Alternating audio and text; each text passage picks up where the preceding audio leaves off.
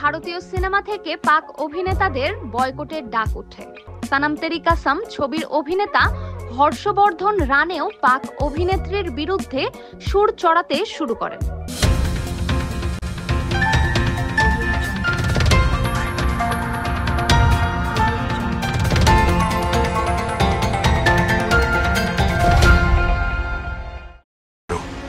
मैंने तुमसे वादा किया था, लेकिन मोहब्बत अगर सच्ची हो कभी खत्म नहीं होती। সনম তেরি কসম 2 থেকে বাদ পড়লেন পাকিস্তানি অভিনেত্রী।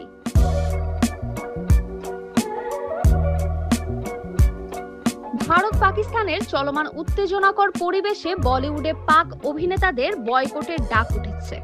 সেই আর্জিতে সাড়া দিয়ে বড় সিদ্ধান্ত নিলেন সনম তেরি কসম 2 ছবির পরিচালক রাধিকা রাও এবং বিনয় শপরুর।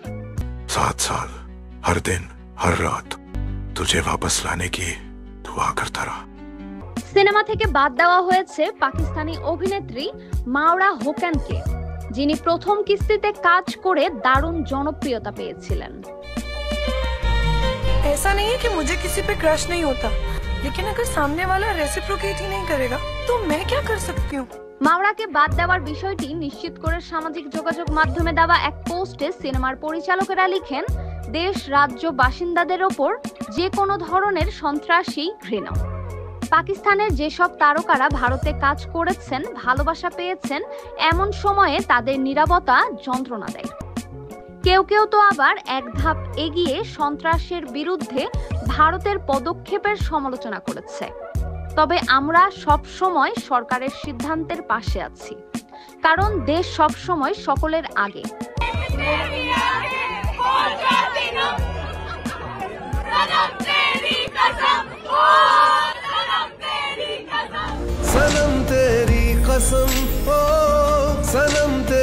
গত 26শে এপ্রিল পেহেলগামের বৈশরণে সন্ত্রাসী হামলা চালানো হয়, যেখানে প্রাণ হারান 26 জন।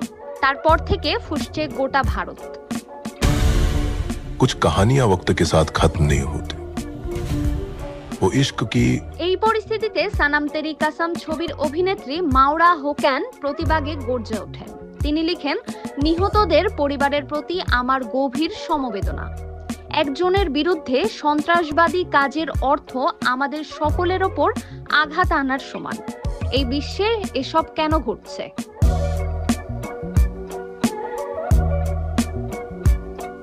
তবে তা সত্ত্বেও ভারতীয় সিনেমা থেকে পাক অভিনেতাদের বয়কটের ডাক ওঠে।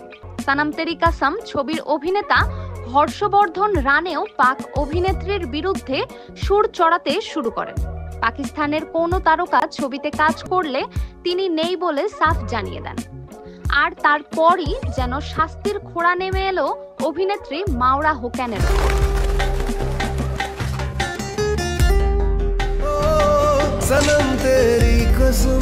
বলে রাখা ভালো, সব ঠিকঠাক থাকলে চলতি বছরেই মুক্তি পেত সনম তেরি কসম ছবির সিকুয়েল।